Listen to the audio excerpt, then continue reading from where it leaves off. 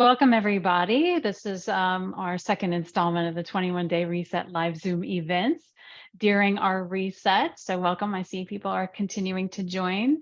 So please go ahead and keep yourselves muted as we're in this environment together, sharing this space.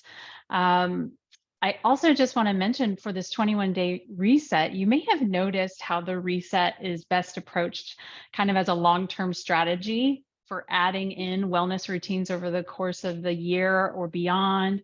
So please hang on to all of your emails because you want to refer to them later on. Today, in today's presentation with Alex Lewin, we're going to encourage you to use your chat function for asking questions along the way. And then we'll get to those questions at the end of his presentation, so about 30 minutes into our time here together. And we are recording this, so we will be sending out a link so that you can revisit it if you want to later on, and you'll get some resources as well along with the recording. So let me jump right in and tell you all about who Alex Lewin is. Alex is the author of Real Food Fermentation, Revised and Expanded, Preserving Whole Fresh Foods with Live Cultures in Your Home Kitchen. And he's the co-author of Kombucha, Kefir, and Beyond. His interests include food, health, and wellness, fitness, computers, music, and two-wheeled vehicles. He is an advisor to both Dr. Hop's Real Hard Kombucha, which I must try, and the Fermentation Association, which is a trade association with the mission of getting more people to enjoy more fermented foods and products. He studied at Harvard, the Cambridge School of Culinary Arts, and the Institute for Integrative Nutrition. He seeks to create a healthier and tastier world by spreading the good news about fermentation and real food. He leads fermentation classes and workshops in the US and abroad and resides mostly in Cambridge, Mass. So right here, we're gonna say hello to Alex and take it away. Great. Hi, everyone. I think it's great that we're looking at our health and our habits and all the possibilities in the new year. I mean, there's nothing special about the new year, but there also is something special about the new year, and any kind of prompt for doing this kind of exploration, I think, is great. So, new year. I will jump right in and we can ask questions a little bit later. I'm going to share my screen now. I have a presentation for you.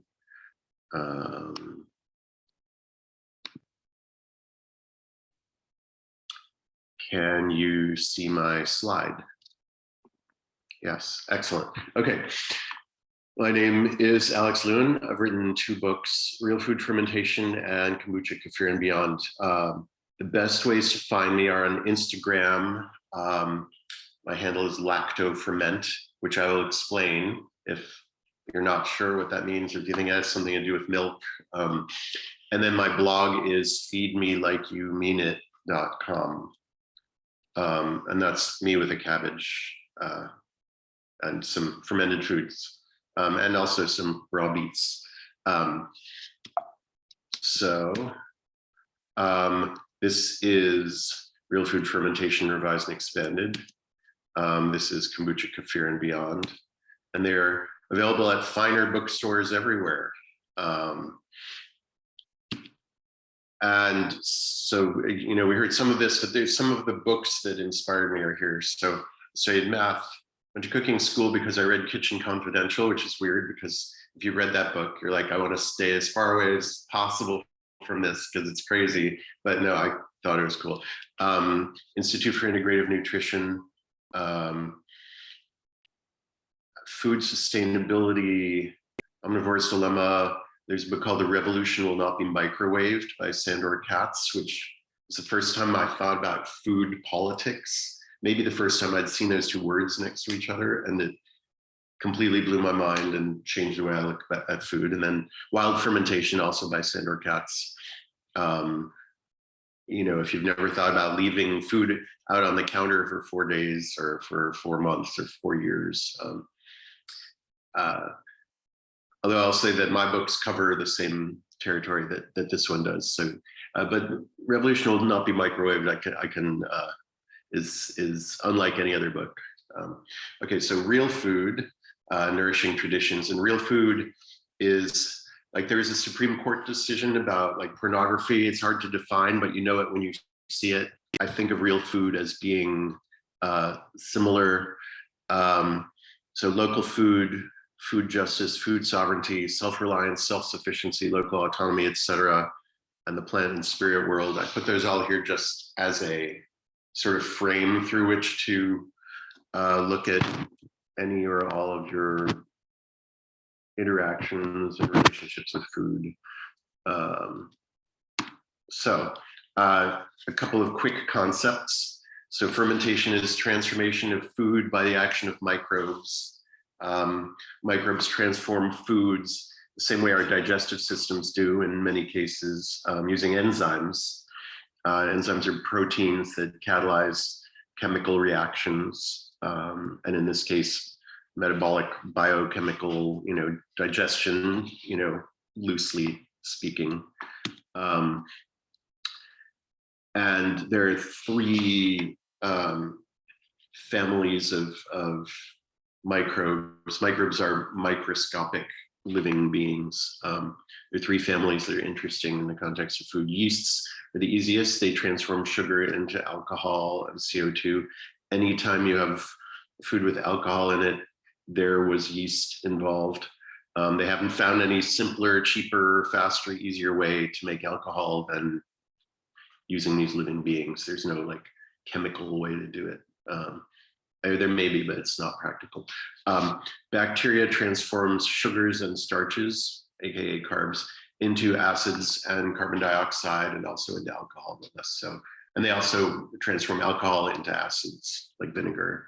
Like when you leave your wine, then it gets some air, and then it turns into vinegar. That's bacteria. So anything that's sour, loosely speaking, that's not sour to start with, like a lemon, there's bacteria involved. Then molds are complicated, and I'm not going to talk about them too much, but they're coming into fashion. So things like koji, miso, almost all the soy ferments involve molds, and a lot of other protein ferments. Molds are the ones that can break down proteins and fats. I'm telling you all this because this is like a starting point. I don't view this as a complete picture of anything, but this is maybe a way to orient yourself if and when you explore further, or I imagine many of you have already. So it's sort of a grounding. Okay, so lactic acid fermentation of vegetables can be very easy. So lacto-ferment, my Instagram handle, it's not about milk. I mean, lactic does mean milk, but lactic acid doesn't have to involve a dairy ferment. There are bacteria that produce lactic acid from carbs. They're the same ones that make sauerkraut and pickled cucumbers, things like that. So lactic acid fermentation of vegetables. So just a little more context, and I'm going to give you a demo. I'm going to make some lacto-fermented vegetables. And so, okay, microbes, including lactic acid producing bacteria and yeasts, are everywhere in the air, on our hands, on our food. Salt inhibits bad microbes more than it inhibits good microbes. It also affects enzyme activity in various ways. So salt is a tool that we have to create an environment that's hospitable to the microbes that we want for transforming our food. Air speeds spoilage, so restricting access to air is one tool we have. Refrigerators slows everything, including fermentation and spoilage. And the last point here is it is safe to experiment. Fermenting vegetables is very safe. If something goes wrong, you'll know it. And there's really nothing that can go wrong that's going to hurt you very much. Unlike fermenting proteins or canning, for instance. Like I know when people are canning, I can be anxious about canning because if you mess up, then you can really hurt yourself. That's not the case with fermenting. So take a deep breath. Don't worry, it's safe.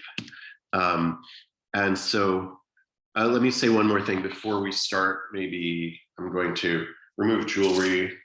I'm going to remove jewelry. It's easier, you know, wash your hands up to here if you can, just regular sanitation, but no extraordinary sanitation, in particular, no antibacterial soap. And that is because bacterial fermentation, we want bacteria, and the war on microbes that we've been fighting since, I don't know, the 50s, whatever, is a war. We'd better hope that we don't win it, because we humans, more than half the cells within the boundaries of our body are microbial cells. And more than 99% of the unique genetic material in our bodies is microbial. It's not human cells. There's only a little human DNA, and then the rest is other stuff. So if we won the war on bacteria, if we got killed all the germs, we would also be dead. And in fact, the antibacterial soap is very dangerous, and if and it has affected our health in a negative way, I think. So I like to use Dr. Bronner's soap. Ideally, if you're cooking, you use unscented soap. I use the mint stuff too, because mint doesn't, but if you're washing your hands to do some cooking, you don't want like fresh mountain spring or any of that stuff, because that's you want to taste your food and not some fragrance made in a factory by somebody who doesn't care about you. Okay, so here we go. Grind whole smallish vegetables. So what vegetable is kind of rad? Anyone want to pipe in? Just in the chat, if you have a thought about what vegetable is kind of rad. Okay, 3, 2, 1. Radish. Thank you. It never gets old for me, but I apologize if you hate that. Okay, now some math, now that we've had our fun. So for many or most vegetable ferments, 2% salt by weight is a good starting point. So if there's one number to remember, it's 2%. And another idea is that vegetables have about the same density as water. Vegetables, like people, are mostly water, except they're even more water than us.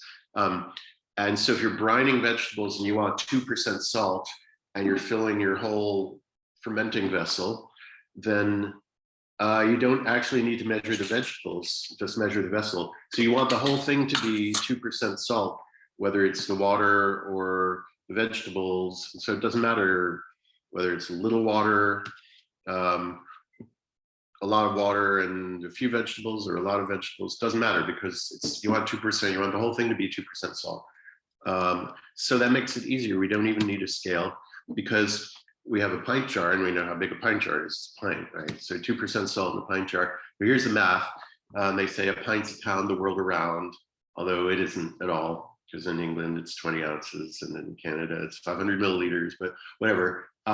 It's pretty close. So pint water in the US is about 450 grams. And so 2% of 450 is the same as 1% of 900, and 1% of 900 is 9. So it's 9 grams. We want 9 grams of salt or so for this jar. Or maybe if we're not filling it all the way, then a little less. And it's nice if you can do math like that on the fly, but it's not necessary at all. First of all, because now we know we want 9 grams of salt in a pint jar. You never have to do that math again. But we can measure with a kitchen scale, or we can look on the internet and learn that a teaspoon of kosher salt weighs 6 grams. So we want 1.5 teaspoons, or Himalayan salt, the pink stuff. And with kosher salt, it's not the salt that's kosher, by the way, it's the salt that's used in the process of making meat kosher. So it's just a side note. And then different salts can be different densities. So that's why weighing is sort of preferable. But now a little more about salt. Some salt contains more trace minerals than others. This can be good for our health. It can occasionally mess with our fermentation, but I looked up Himalayan salt, the pink stuff, it's like 98% salt and 2% other stuff. And so for purposes of our rough calculations for fermenting, which is very tolerant of variations, and all the vegetables are different, like one radish is not like another, the difference between Himalayan sea salt and say kosher salt is inconsequential for our purposes. So and they'll talk about water a little bit. I believe in using the most filtered water possible. Some people say, well, if you filter it too much, you lose all the minerals. I say, well, we're using it as an ingredient here and not drinking it. You can drink mineral-rich water, that's fine, but we're concerned with some particular biological processes here, so it's better to just filter the heck out of it. And you can try using tap water, but chlorine, municipal tap water, most of it has chlorine in it, and chlorine is in tap water to kill microbes, and we are farming microbes. And so, better to get rid of the chlorine and then get your minerals somewhere else. Like the sea salt has some, or the Himalayan salt has some good minerals in it, but get it don't do it with your fermentation water if you can avoid it. Okay, so here's the complete recipe, and it's way easier than it sounds. So I'm going to do it. Okay, so I have my pint jar. I have my 1.5 teaspoons of salt, which I pre-measured, but you can probably even just eyeball it if you're confident. Okay, so I'm going to add a bit of water. I'm going to shake it to dissolve.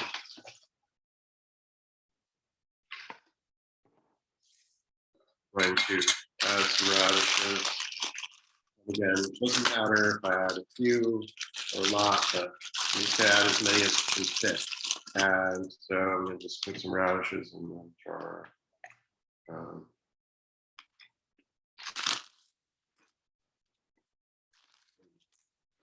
More.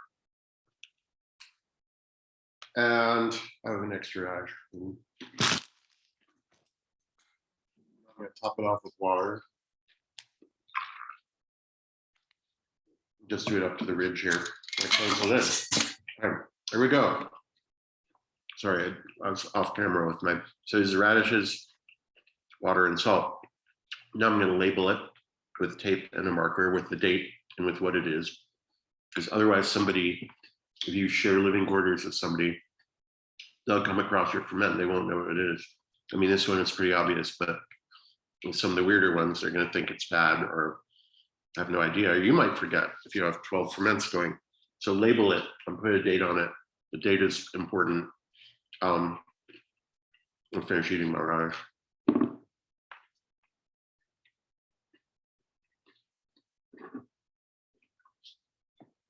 And don't hide your ferments in a cupboard. Leave them on the counter where you'll see them, because every day you'll want to sort of look at it, especially this one. If you haven't done this before, just really study it and want to burp it, which is like this. And so if there's CO2 building up, that will release it. Or you can just leave the lid a little bit loose. If you forget, the worst thing that's going to happen is this lid will bend and then it'll, I'm done. Hey, Alex, can I jump in and ask you a question here? Yeah, please. So this time of year, you're in Cambridge, so you're local. Is it still about 5 to 10 days? Or if you're leaving it on your counter and your house runs a little cool, how much longer would you extend that ferment period till? I think 10 days is sort of the cold room temperature, and maybe Okay. 5 days is the average room temperature. I mean, if you're in somewhere really hot, it might be shorter. If you're Gotcha. above like 85 degrees, there can be some challenges with like yeast. But yeah, it's the good thing is it doesn't, you don't have to know. You can, especially with the radishes, you can just take one out with a clean implement, cut a little piece, taste it, and decide if you think it's done yet. You can potentially leave it on your counter for as long as you want. It'll get more sour. Eventually, it'll start to get a little bit soft. I think, like in particular for the radishes, they're pretty hearty. Yeah, just play around. Maybe for your first batch, maybe take a bite every day for, a month and see. Keep a notebook if you want to be sciencey, and also know that the next batch is going to be a little different because the radishes are different, the temperature is different, maybe. Yeah. So that's fermented vegetables, and let's see what else I say here. And would you ever add any different spices to that? You can absolutely do that. Pickling spices are, like bay leaf, cinnamon, clove, star anise, peppercorns, mustard seed. Those are the typical ones you do for like a cucumber pickle.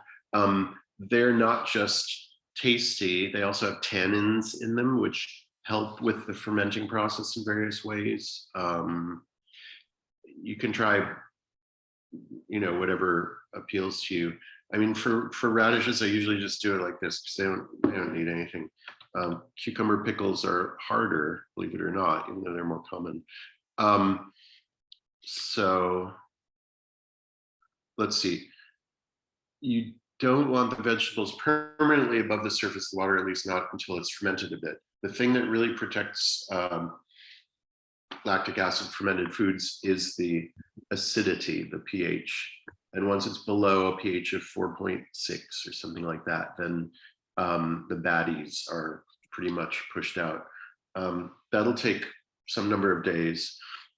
So there are all sorts of things you can do. You can use pickling weights, which are like generally glass or stone things that push the radishes down below the water.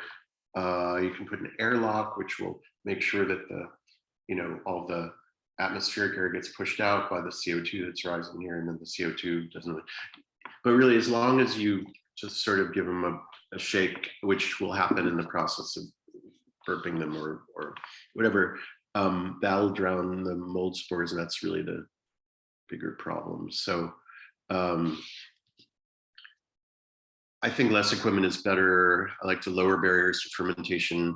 There are people who say, well, you have to get this giant crock that weighs 30 pounds and blah, blah, blah. And to me, that's very nice. If you're making sauerkraut for 150 people, maybe that's the way to go, but I still wouldn't do it. I would get 10 people to help me. Pint jars or quart jars are, I think, the way to go.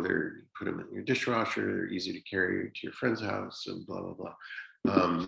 Just make it as easy as possible. No, I don't like to have like this big activation energy necessary to ferment. I'd rather have, I have some spare vegetables, what am I going to do? I feel like I'll ferment them. Or like, all of my cabbages just got, ripe. What am I going to do with 20 cabbages? Well, there's one obvious thing to do with 20 cabbages besides give them away. Okay, so this same technique should work in general with, hold on, let me check the time.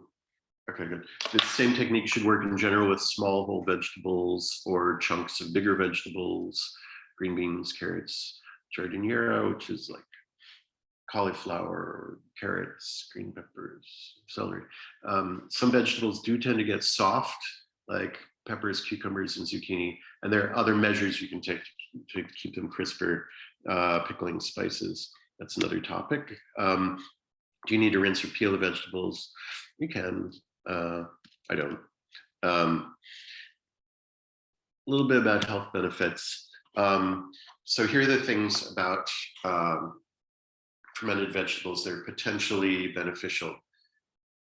Keeping in mind that everyone is different.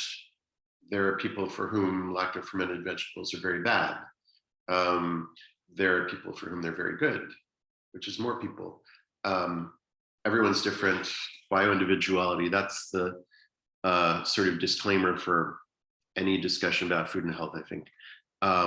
So here are the things that can be good about fermented vegetables. The microbes themselves. We hear about the gut biome. That's a huge topic.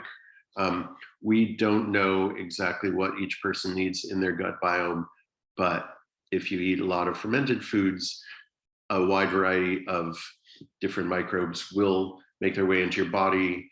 Some small fraction of them will survive your stomach acid and make it through to your large intestine where we want them. If you eat enough fermented foods, my feeling is you'll get some of the ones you need probably. Anyone who thinks they can tell you exactly which species and subspecies you need in your gut is probably trying to sell you something, maybe literally trying to sell you something. I'm not going to say they're wrong. They might know a lot more about it than I do, but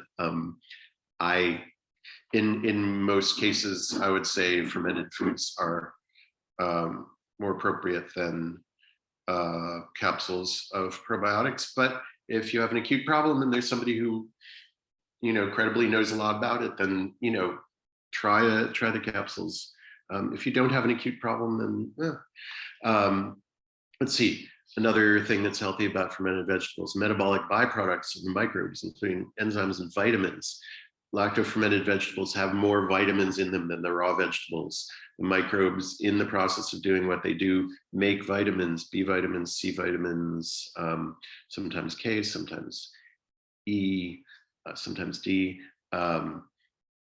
Vitamins are made by digesting food with enzymes. That's what the microbes do. Fermented foods are easier to digest than raw foods because they're pre-digested. So like the gas, which is the bubbles that will come from your fermented foods, escapes before you eat it rather than being trapped in your intestine and giving you gas. Bioavailability, fermentation can break down compounds that bind minerals and make them impossible for your body to access and make them pass out of you. The acidity of fermented vegetables in the presence of the fermentation microbes can inhibit pathogens. And foods preserved via fermentation often do not need preservative chemicals. So they're sort of good for you because they don't have, preservatives in them. There's one, I think. The other thing about the microbes themselves, the dead microbes can also be helpful. And this is something that we're only hearing about in the last few years. So we said, some people say only % of microbes survive the digestive tract to make it through to the large intestine because the stomach's so acidic, most of them die there, yes. But it turns out the bits of dead microbes are useful to the ones who do make it through. So that's something new. There's the literature on our microbiome is changing every few months, and it's interesting to follow. It's another reason why anyone who tells you they understand it completely is maybe not realistic. And what that leaves us with is the traditional foods that humans have been eating for hundreds or thousands of years, in my opinion. Different kinds of fermented foods offer different health benefits. Here are just a few. Kombucha seems to help fix many digestive problems for many people. Is it the acids in the kombucha? Is it the microbes? Is it some other trace compounds? Does it ultimately matter? It's interesting. It's interesting, but I know people who've had acid reflux and who've started drinking kombucha and it's gone away. Does it matter? Why? I don't know. They can do studies on kombucha and 20-year study, and 20 years from now, they'll conclusively decide why. But 20 years from now, I don't know where I'm going to be. So I'd rather start drinking kombucha now. If you have an acute, bad reaction to any of these fermented foods, then just stop eating them, Unfermented pasteurized milk, regular, store-bought milk, is difficult for many people to digest. This is normal. Fermented dairy is much more digestible. So we can, if we choose to, we can get access to the rich supply of nutrients in dairy much more easily with fermented food. And, yogurt, cheese, kefir, doesn't have to be anything exotic. Slow fermented grains like old-fashioned sourdough bread gives us access to great food sources otherwise potentially problematic. Unfermented grains can be problematic, not just wheat. Traditional populations that eat a lot of grains generally ferment them. We can learn from that, I think. The whole processed food one of the big problems with the processed food revolution of the last, say, 100 or 80 years, or since World War II, depending how you count, is all of the improperly prepared grains, in my opinion. Okay, soy ferments offer some great benefits. Natto, a specific soy ferment, is the sole source of a special enzyme called nattokinase, which happens to kill COVID and other viruses in the test tube, which is interesting. We don't hear about it much, but I'll add a link here. And natto is also a great source of vitamin K2, the MK7 version, which apparently is great. And, you know, there are lots of ferments and they all have different benefits. And there's a lot of information on the internet, and much of it is somewhat accurate. So you have to sort of do your own research to some extent. And I know, you know, there's so many different things in the world to learn about and to be interested in, but I think doing research about your own health is one of the most worthwhile ones. And so that's why we're all here, I guess. If you didn't feel that way, then probably wouldn't be here. So, but it's all complicated. And so, and back to bio-individuality, keep in mind that everyone is different. What helps one person may do nothing for another, may even harm them. If you're trying to address a specific acute problem, the first step is to get in touch with your body and understand what it's trying to tell you, and try different things, understand how they make you feel, and the right kind of practitioner can help you with this, because it is difficult and complicated. And you may benefit from getting blood tests. You may be deficient in something. It's hard to use your intuition for that, but you also may, you know, have a terrible reaction every time you drink kombucha, and that one is one that you can figure out yourself. So here's my info again, and we're ready for questions or comments or anything. I'll stop sharing. If I can figure out how to, there we go. Hey. Hey, awesome. Well done, Alex. That was really great. I now know how to pronounce kefir. I was not pronouncing it kefir. I was pronouncing it like kefir. On that subject, I did a panel with the CEO of Lifeway, KEFIR, who makes more of it than anyone probably. And she says kefir, and she's from, you know, Eastern Europe.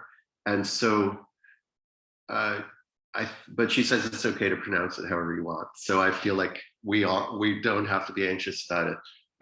When I hear kefir, I think about Kiefer Sutherland, and it's distracting, but that's just my problem. Yeah, me too. Okay, cool. So let's move on to some of the questions that we have today. Just checking the chat right now. I see one from Sue Ellen. So she says, this all sounds very accessible, which is great. Thank you. So how much do you recommend eating at one sitting? And how many days a week starting out to eat fermented vegetables? Any suggestions? Yeah, that's a great question. I mean, the first one is, if you don't already have a lot of live fermented foods in your diet, you know, start slowly and ramp up, because there can be sort of noticeable changes to your digestion, I guess. If you say, oh, I'm going to eat like 5 pounds of fermented things today, it can be dramatic. And I was just at a fermentation festival in Ashland, Oregon. And like every time I go, I tell people, you know, don't feel like you have to eat all of the samples from all of the exhibitors, because if you're not used to fermented foods, it can be a lot of new stuff for your body. So, you know, even once they're fully integrated in your diet, you know, view them as condiments or side dishes or flavorings. You don't need to eat like 12 fermented radishes, you know, take a few of them and slice them up and enjoy them. And with kombucha, you know, it's tempting to drink like, well, GT Dave, the founder of GT's Kombucha, which is by far the biggest kombucha operation on the planet. He drinks 6 bottles a day or something. But I'm going to say, don't do that. First of all, you can't start doing that. Second of all, it will eat the enamel off your teeth. And unless you take measures to neutralize it. So, you know, I love kombucha. I'll have a bottle some days. So that's sort of the scale of it, I think. A few big spoonfuls of fermented this or that. If we're talking about kombucha, I have a question. So does the fermentation process alter the caffeine? Great question. The only one I know about is the Dr. Hops Hard Kombucha, which is a company I'm involved with, drhops.com. We have actually measured the caffeine. I don't know of other kombucha companies that have measured the caffeine in the finished product. Ours is a little bit atypical because we make the kombucha and then we add yeast and sugar to add the alcohol. And the whole thing takes maybe 6 weeks. At the end of that, you know, we start with a combination of tea and yerba mate. At the end of it all, a serving has less than 1 milligram of caffeine. So essentially none, starting from, you know, whatever, probably 50 to 80 milligrams in the feedstock. So anecdotally, yes, it reduces it a lot. If you ferment your kombucha for 1 week and it's a more typical one, it probably maybe doesn't reduce it that much. But I don't know, you can try drinking a bottle of caffeine at night and see if it keeps you up, or just, you know, limit it to before 2 p.m. or whatever. Some people are sensitive to caffeine and some people aren't. I guess the best answer is like, fine. And it'll vary from brand to brand. So drink some kombucha and pay attention to whether it messes with you or how. Great. All right, thanks. Jane's wondering, how long does it keep in the refrigerator? The radishes in particular, once you put them in the fridge, I mean, a good long time. They'll keep a good long time on the counter too. I mean, months, maybe more. I've kept sauerkraut for over a year.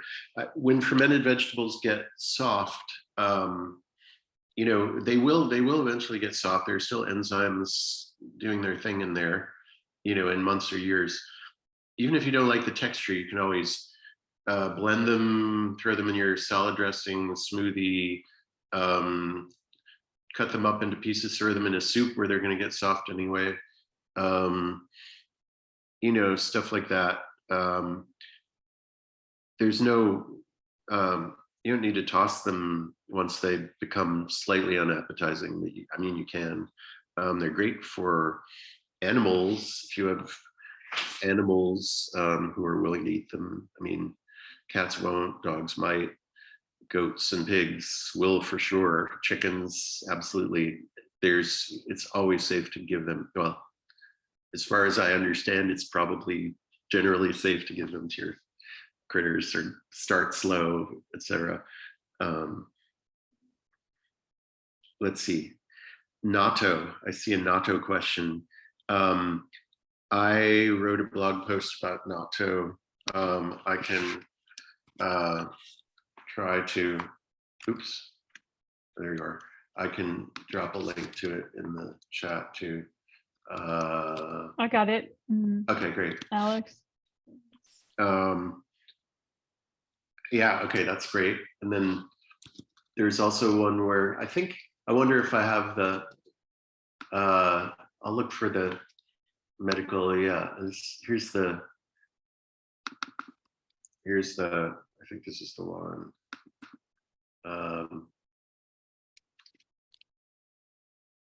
Yeah. Yeah, recent blah, blah, blah, several probiotic strains, a broad range of antiviral activities. I think this is the one, but there's, I'll come up with the link for the natto study. It's linked. I will, let me find the one on my blog since we're all here. It'll take me another 10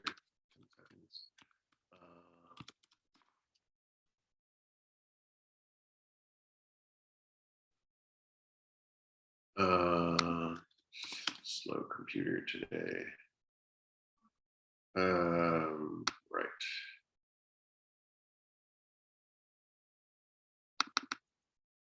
Another Natto link.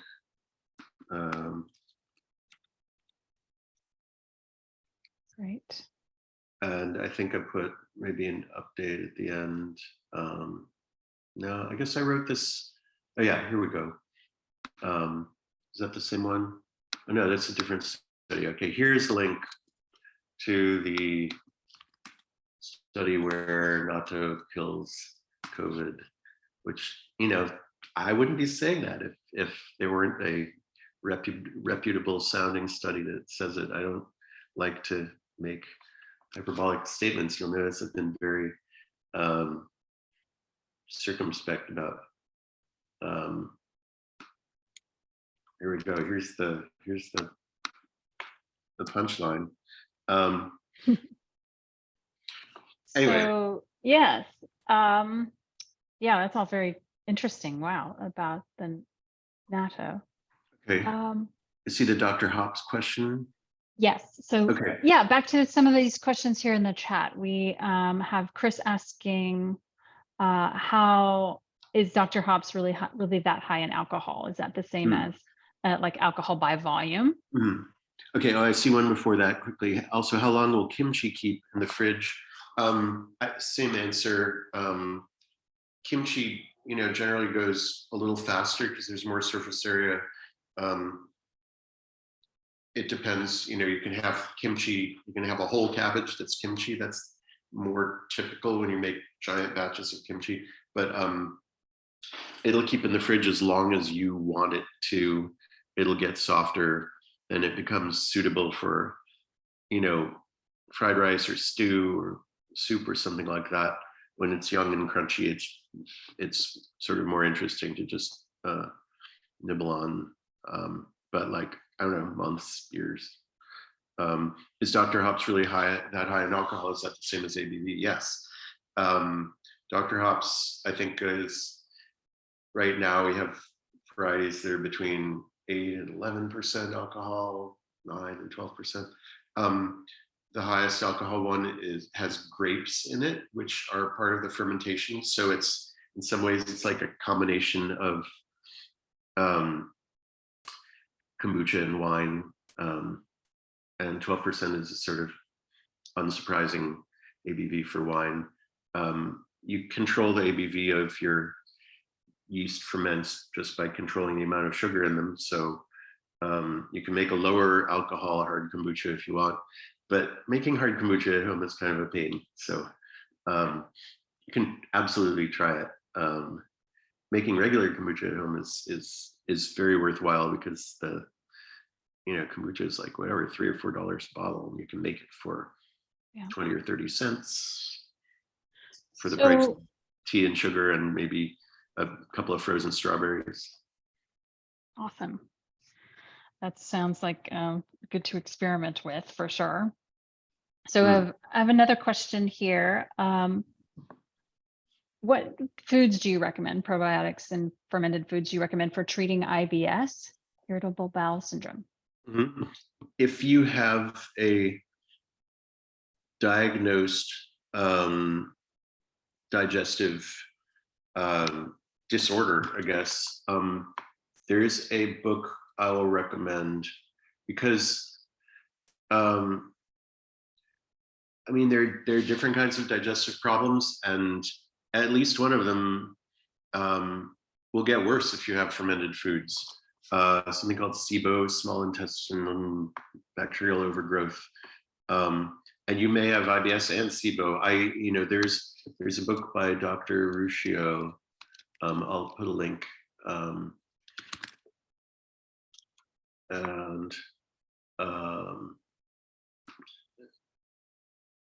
This book walks you through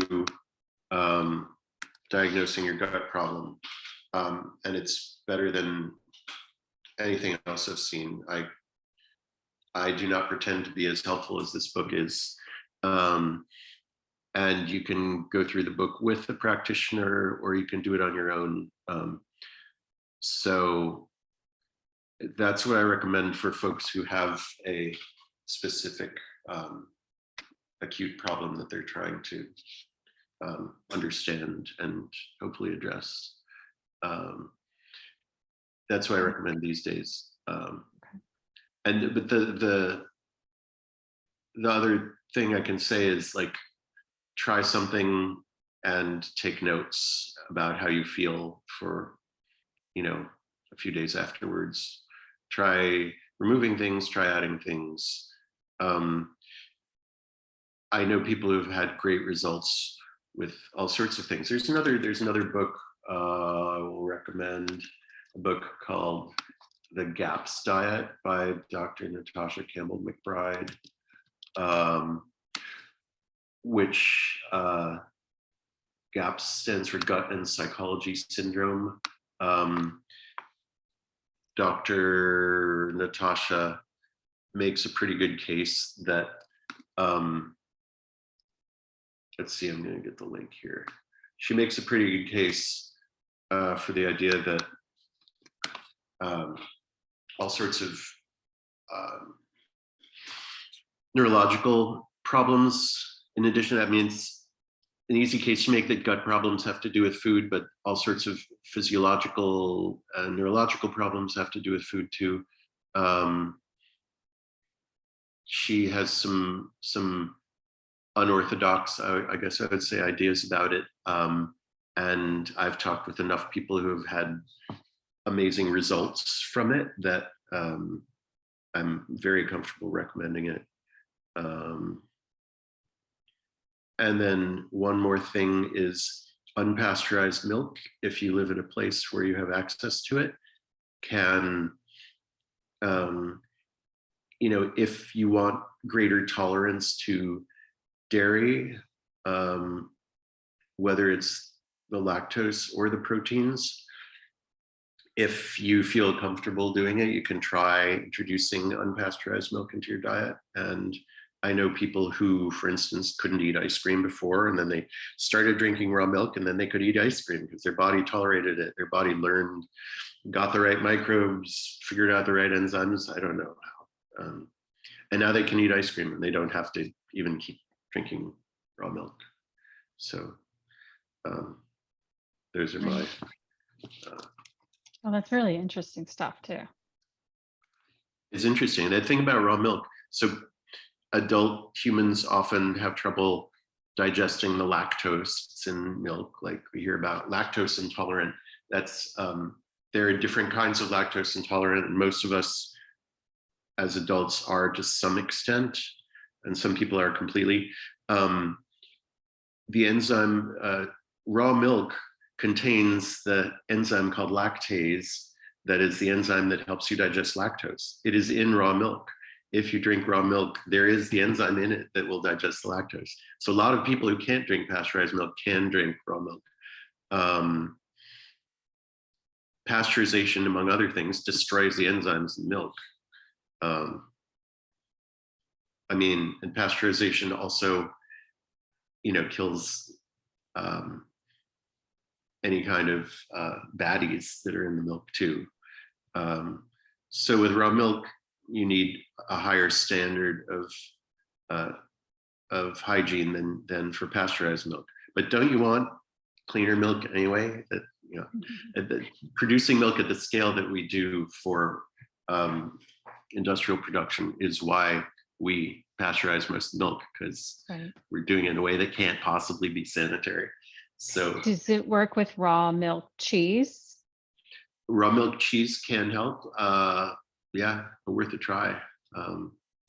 The results may not be as immediate or dramatic, but yeah, raw milk cheese is available everywhere in the US, and everywhere, period, as far as I know, every country. I don't think there are countries that outright ban raw milk cheese. I have a question. What are maybe some of your fermentation fails? Or are there things that we just say, you just straight off the bat say these are the top 5 don'ts, or do you have any fermentation fails you can share? Well, again, I'll say if you're doing like protein ferments, like with soy or with meat, they're easier to mess up. Let me think. I mean, I have had some fails with vegetable ferments.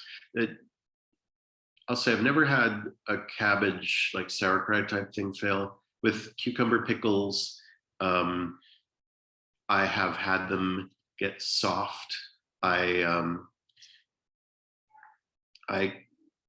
came up with this term, I think, called hollow pickle syndrome, where your pickle is awful and all the crunch is gone and it's sort of hollow, and you bite into it and you shudder because it's terrible. And that means you need more pickling spices, you need more salt, you need less air, you need to put it in the fridge sooner. You can make pickles that will last forever, but you need a whole lot of salt and they won't be very delicious. Different kinds of cucumbers are suited to different things. You can ferment them for a while and then you can throw some extra vinegar in them to stabilize them. But I've had some very, very unsatisfying cucumber pickles that, would have been better if I put them in the fridge for longer, sooner. But even then, you can chop them up and turn them into relish or whatever. Like there's a pickle soup that I've never made that I want to make. That's apparently a popular thing in Poland. Cool. There are usually things you can do with slightly failed ferments. I mean, I have had things where I've gone away and something that was happy on the counter, I come back 2 weeks later and there's like surface yeast and mold growing on it. That's, if you put it in the fridge, that probably won't happen. And like, if you can gauge the level of threat pretty easily. Like if it looks really disgusting, then just don't eat it and don't even give it to your animals, just compost it. And if it only looks a little sketchy, if there's like a little thin film on the top, then if you're game for it, you can just skim that off. If you have digestive challenges, then you can be pickier and not mess around.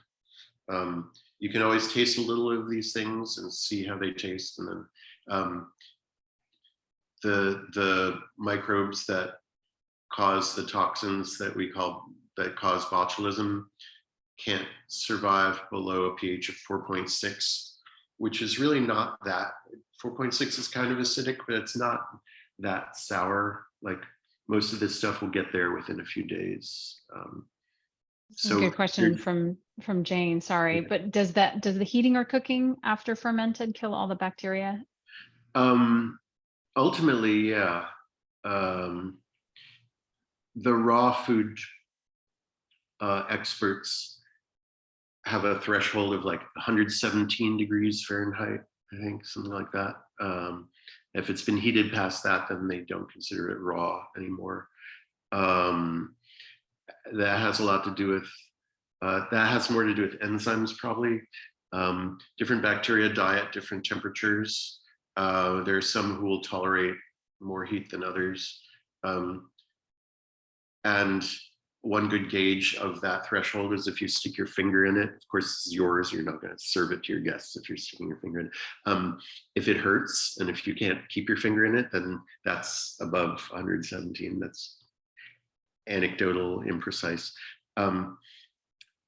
Having said that, if you have a bunch of soft kimchi and you want to throw it in a soup or a stir fry or whatever, don't feel bad about it because you'll get microbes from something else. So yeah, if you heat it enough, it'll kill all bacteria. Even then, there's still benefits to the fermented food because it will still have some vitamins in it, some acids, although some vitamins get destroyed with heat too. Like a lot of the water soluble and B and C. If you want a good introduction to like vitamins and things like that, for my money, the first 70 pages of Sally Fallon's book, Nourishing Traditions, for 70 or so pages of that it's a 20-year-old book. It still has the best sort of intro to all the vitamin B, C, D, all that stuff. Thank you, Alex. I have a last minute request, or a last request, and that is to talk to us about your really interesting recipes for alcoholic ish beverages, like the plain Gria and the kimchi Bloody Mary. Okay. So plain Gria was inspired by the fact that in some airports, if you're lucky, you can find kombucha. And I usually will buy a kombucha at the airport if I'm getting on the plane, even if it's, you know, marked up, which is usually like $6 or $7. I just bite the bullet because it's nice to have something healthy on the plane.